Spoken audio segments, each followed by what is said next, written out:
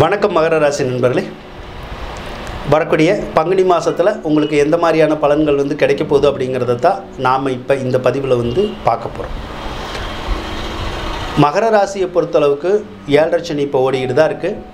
7.5 சனியில் பாதச்சனி ஓடிக்கிட்டு தான் இருக்குது. திருக்கணித பஞ்சாங்கத்துப்படி உங்களுக்கு 7.5 சனி வரக்கூடிய மார்ச் மாதத்தில் விலகுது அப்படிங்கிறதான் திருக்கணித பயன்படுத்தக்கூடிய ஜாதகர்கள் சொல்லுவாங்க. நாங்களாம் வாக்கிய பஞ்சாங்கம் பயன்படுத்தக்கூடியவங்க. நாங்கள் பயன்படுத்தக்கூடிய பஞ்சாங்கத்தில் சனி பயிற்சிங்கிறது 2026 மார்ச்சில் தான் வரும். அப்போ 7.5 சனி இன்னி ஒரு வருடம் நாங்கள் பயன்படுத்துகிற பஞ்சாங்கத்துப்படி இருக்க தான் செய்யுது. இதுதான் உண்மை. அதன்படி தான் மிகப்பெரிய விஷயங்கள் எல்லாமே நடக்குது. அப்போ 7.5 சனி என்ன செய்யும்னா, 7.5 சனி வந்தோன்னு கூட நம்மளை ரொம்ப பிரச்சனை பண்ணாது. எப்பயுமே 7.5 சனி விலகுது பார்த்திங்களா, அந்த டைமில் தான் நமக்கு கஷ்டமாக இருக்கும். இப்போ எல்லாம் 7.5 சனி விலகிற டைம் தான். 7.5 சனியினுடைய கடைசி பாகம், அதாவது பாதச்சனி இன்னி ஒரு வருஷம் இருக்குது, அதுதானே ஓடுது. அப்போ கடைசி கட்டத்தில் தான் நம்ம இருக்கோம். அப்போ கடைசி கட்டங்கிறனால ஏதாவது ஒரு வகையில் தொந்தரவு பண்ணும். அதாவது சின்ன குழந்தைங்களுக்கு பிரச்சனை இல்லை. ஒரு 15 வயசுக்குள்ளே இருக்கிற பிள்ளைங்களுக்கெல்லாம் பிரச்சனை இல்லை. 15 வயசுக்கு மேலே இருக்கிறவங்களுக்கு தான் ஒரு சிலருக்கு வேலை இருக்காது, தொழில் இருக்காது. வேலை இருந்தாலும் தொழில் இருந்தாலும் நிம்மதி இருக்காது. ஒரு சிலருக்கு கடன் காட்சிகள் வந்துடும். ஒரு சிலருக்கு நோய் நொடிகள் வந்துடும். பொருளாதார பிரச்சனை நிறையா வந்துடும். எங்கல்லாத சிரமம் சிக்கல்கள் எல்லாமே வந்துடும். சொந்த பந்தங்கள் பகையாகிறது, சொந்த பந்தத்தை இழக்கிறது, ஒரு சிலர் சொத்து சுகத்தை இழக்கிற மாதிரியான ஒரு சூழ்நிலைகள்லாம் கூட வந்துடும். ஆக ஏதோ ஒரு விதத்தில் நம்மளை அந்த 7.5 சனிங்கிறது கொஞ்சம் தொந்தரவு பண்ண தான் செய்யும். அதனால் நீங்கள் கொஞ்சம் பொறுமையாக தான் இருக்கணும். அப்போ 7.5 சனி தொந்தரவு பண்ணும் அப்படின்னா அதுக்கு ஒரு விமோச்சனமே இல்லையான்னா இல்லாமலாம் இல்லை, இருக்குது.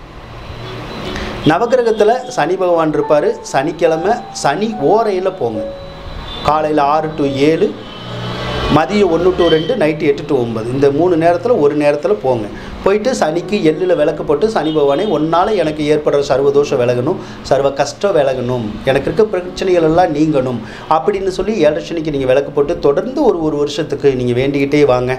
எவ்வளோ கஷ்டம் வந்தாலும் உங்களுக்கு விலகிடும். அதுக்கப்புறம் விநாயகனை வழிபடலாம். 7.5 சனி நடக்கிறனால ஆஞ்சநேயர் இருக்கார்ல, அவரும் வழிபடலாம்.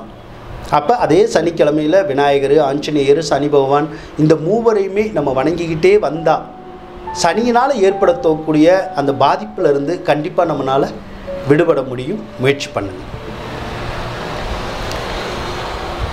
குரு பகவானை பொறுத்தளவுக்கு உங்களுக்கு விரையாதிபதி தான்.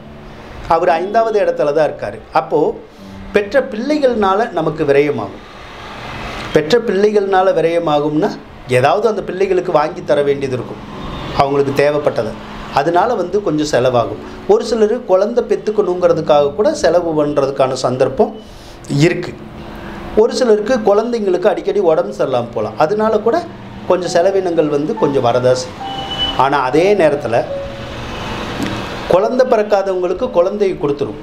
குழந்தை பாக்கியம் இல்லாமல் இருக்காங்கல்ல, அவங்களுக்கெல்லாம் குழந்தை பாக்கியத்தை கொடுத்துரும். குழந்தை பிறந்திருந்து அடுத்த குழந்தை வேணும்னா கூட அந்த பாக்கியத்தையும் கூட அந்த குரு பகவான் கொடுத்துருவார். அதே மாதிரி உங்கள் வீட்டில் ஏதாவது விசேஷம் எது வைக்கணும்னு நினச்சா தாராளமாக விசேஷம் வைக்கலாம். எந்த ஒரு விசேஷமாக இருந்தாலும் சரிதான்.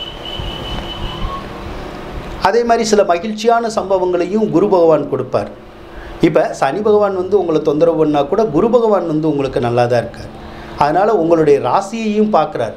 அப்போ சனி என்னதான் நம்மளை கொடுமை பண்ணினா கூட அந்த கொடுமையில் இருந்து குரு பகவான் நம்மளை காக்கக்கூடிய ஒரு சந்தர்ப்பம் இப்போ இருக்குது. அவர் தான் உங்களை காப்பாற்றிக்கிட்டே இருக்கார்.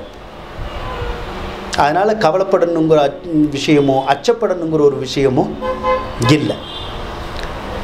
செவ்வாய் பகவானை பொறுத்தளவுக்கு 4ஆம் அதிபதி 6ல் தான் இருக்குது. ஒரு சிலருக்கு வீடு விட்டு வீடு மாற தோணும், ஒரு சிலருக்கு ஊர் விட்டு ஊர் மாற தோணும், மாறலாம். ஒரு சிலருக்கு சொத்தை விற்கணும்னு தோணும், ஒரு சிலருக்கு ஏதாவது ஒரு பொருளை விற்கணும் அல்லது அடமானம் வைக்கணும்னு தோணும், பண்ணலாம். ஒரு சிலருக்கு சொத்து வில்லங்கத்தில் இருக்கும், அதை பாகப்பிரிவினை செய்யணும்னு நினச்சா தாராளமாக செய்யலாம். அண்ணன் தம்பி உறவை பொறுத்தளவு அவங்க நடந்துக்கிற விதங்கள் நமக்கு பிடிக்காது. அதனால் அவங்கள பற்றி ஏதாவது ஒரு மனக்குறைகள் மனக்கவலைகள் நமக்கு உருவாகிறதுக்குடைய ஒரு சந்தர்ப்பம் இருக்குது. ஒரு சிலருக்கு ஏதாவது நோய் நொடி கூட வரலாம். உங்களுக்கு நோய் நொடி வரலாம். அப்படி இல்லைன்னா உங்களுடைய தாயாருக்கு ஏதாவது நோய் நொடி ஏற்பட்டு விலகிறதுக்குடைய சந்தர்ப்பம் இப்போ இருக்கதா செய்யுது. கேது பகவானை பொறுத்தளவுக்கு 9வது ராசியில் இருக்குது. 9வது ராசியில் இருந்தால் டிரான்ஸ்ஃபர் மாதிரியான விஷயங்கள் வேணுங்கிறவங்களுக்கு கிடைச்சிடும். அதே மாதிரி ஒரு கம்பெனியிலேருந்து விலகி வேற ஒரு கம்பெனிக்கு வேலைக்கு போகணுன்னு நினச்சாலும் அதுவும் நடக்கும். அதே மாதிரி தொழில் செய்கிறவங்களுக்கு தொழில் மட்டும் ஸ்மாராக தான் ஓடும். தொழில் ரொம்ப வேகமாக ஓடாது. எவ்வளோ நாளைக்கு ஓடாது? 2025 ஏப்ரலில் ராகுகேது பேச்சு வரும். அது வரைக்கும் மட்டும் அந்த தொழில் ஸ்தானத்தில் கொஞ்சம் சிரமம் இருக்கும். ராகுகேது பேச்சு வந்ததுக்கப்புறம் தொழில் ஸ்தானத்தில் எந்த சிரமமும் இருக்காது. தொழில் நல்லா தான் இருக்கும். அதுக்கப்புறம் ஓரளவுக்கு வருமானம் வரதான் செய்யும். குடும்பத்தில் இருக்க கஷ்டங்கள் எல்லாம் ராகுகேது பேச்சுக்கு அப்புறம் உங்களுக்கு தீரதான் செய்யும். அதே மாதிரி கடன் காட்சி பிரச்சனைகள் எல்லாமே குரு பேச்சு ஏப்ரலில் வரும். அது வந்துச்சுன்னா நமக்கு கடன் காட்சி பிரச்சனையெல்லாம் நிறைய தீரும். எவ்வளோ கடன் இருந்தாலும் அடைஞ்சிரும். அது நம்ம சொத்தை விற்று அடைக்கிறோமோ சோத்தை விற்று அடைக்கிறோமோ அல்லது கடனை வாங்கி இன்னொரு கடன் அடைக்கிறோமோ ஏதோ ஒரு விஷயத்தில் அடையும். நமக்கு அந்த கடன் தொந்தரவும் ஏப்ரலுக்கு அப்புறம் குறையதான் செய்யும். அப்போ அது வரைக்கும் நாம் கொஞ்சம் பொறுமையாக இருக்கணுங்க. பங்குனி மாதம் 24ஆம் தேதிக்கு அப்புறமா செவ்வாய் பகவான் 7வது ராசிக்கு மாறும்.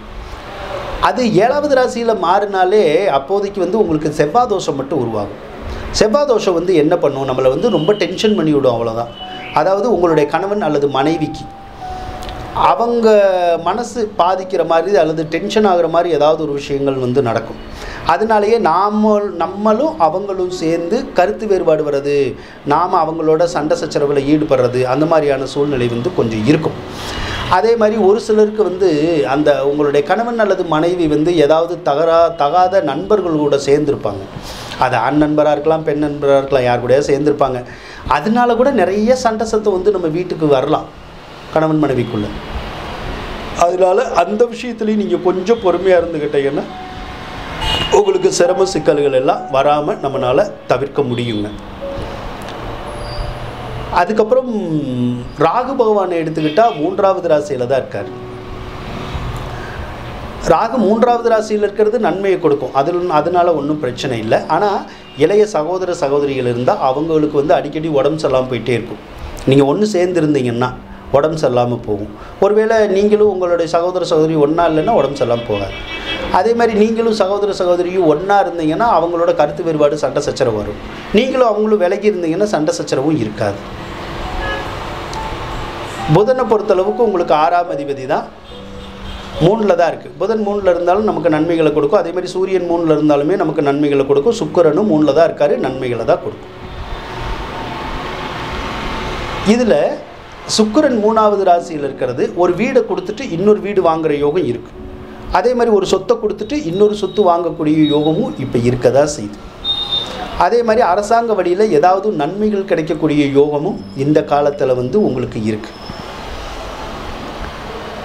ஆக இந்த படிப்படியாக கிரக நிலைகள் விலகிக்கிட்டே வரும். அதாவது அந்த போதாத கிரக நிலைகள் எல்லாமே விலகிக்கிட்டே வரதா போகுது.